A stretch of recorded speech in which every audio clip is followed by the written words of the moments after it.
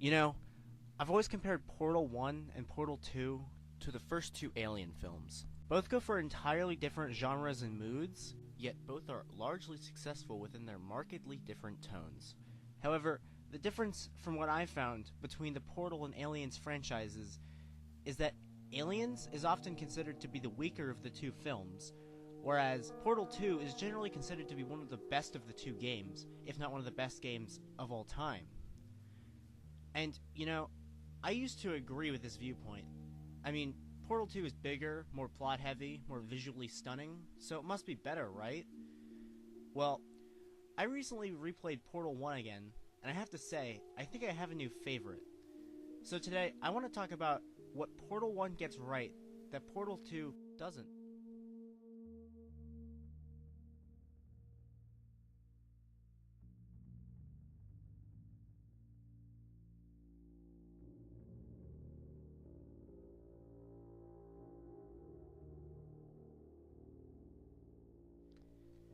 It's not entirely agreed on what makes a great game great, but to me, it comes down to one single element: atmosphere. And Portal 1 has loads of it.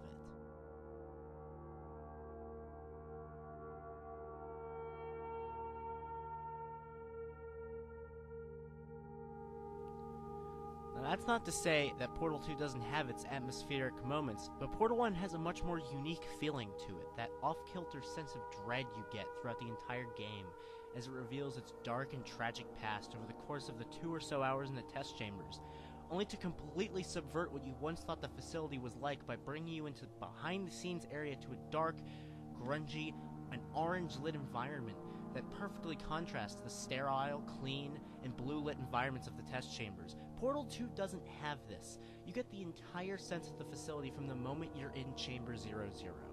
The behind-the-scenes areas of Portal 2 feel pretty much the same as the test chambers, and this lack of visual variety between the areas really does a number on the unique and innovative atmosphere that the original game had down to a fine art.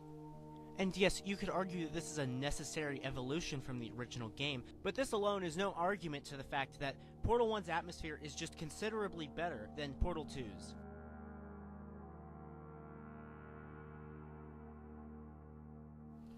This is one category where I feel like both games are on par, especially when one considers how brilliantly Portal 2 uses and implements its music, but I feel as though the difference in composition here highlights the primary goals for each game.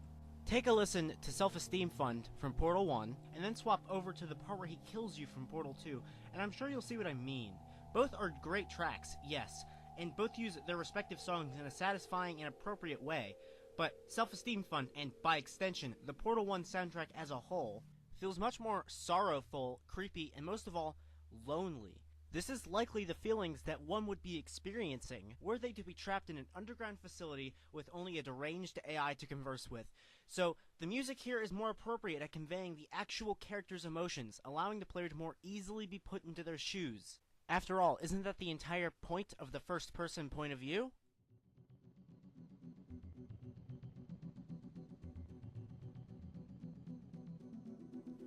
Although Portal 1's story isn't much to write home about, and Portal 2 does have a considerably more well-written and ambitious plot, Portal 2 also suffers from being incredibly bloated.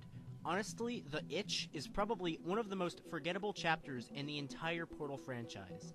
It's one of the most essential pillars of story writing that one does not waste time in developing the plot, and unfortunately, this is a fault that Portal 2 has to a pretty large extent. Portal 1 may have less plot, yes, but due to its considerably shorter length, it feels as though things are constantly in motion. This makes for a much more satisfying narrative experience, and it's why I generally prefer the story of the first Portal to that of Portal 2. So, yes, while I will agree that Portal 2 does have a better plot on paper, the actual meat of it has been stretched out to be, at points, quite bloated. This different approach also leads to GLaDOS, the only other character besides the player to appear in both of the games, to feel much less foreboding and creepy, despite being much more well-rounded and deep as a character. The much more foreboding GLaDOS that we got at the end of Portal 1 is unfortunately not the same one that we got in Portal 2, which is incredibly sad as a villain more in lines with the one we saw in Portal 1 could have been fantastic.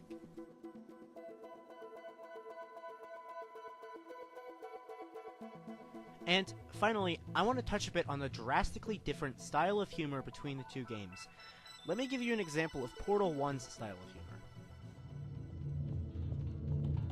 As part of a required test protocol, our previous statement suggesting that we would not monitor this chamber was an outright fabrication. Good job. As part of a required test protocol, we will stop enhancing the truth in 3, 2. And now, take a listen to Portal 2's style of humor.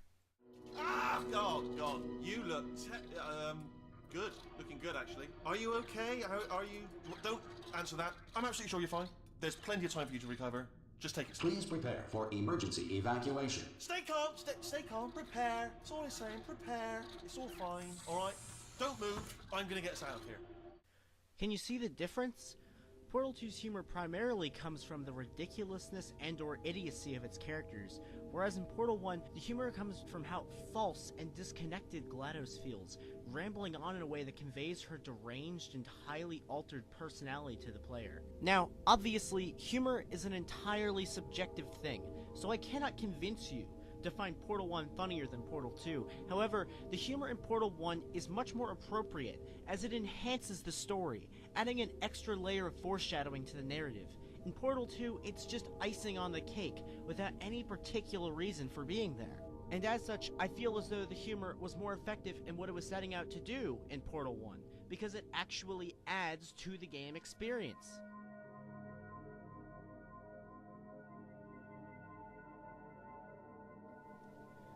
If there's anything I hope to convince you of in this video, it's to replay Portal 1 again. Whichever game you prefer is entirely subjective, however, I think if you take the time to replay it, take in the slow-moving, subtle, and well-presented atmosphere, you might just agree that Portal 1 is the superior game.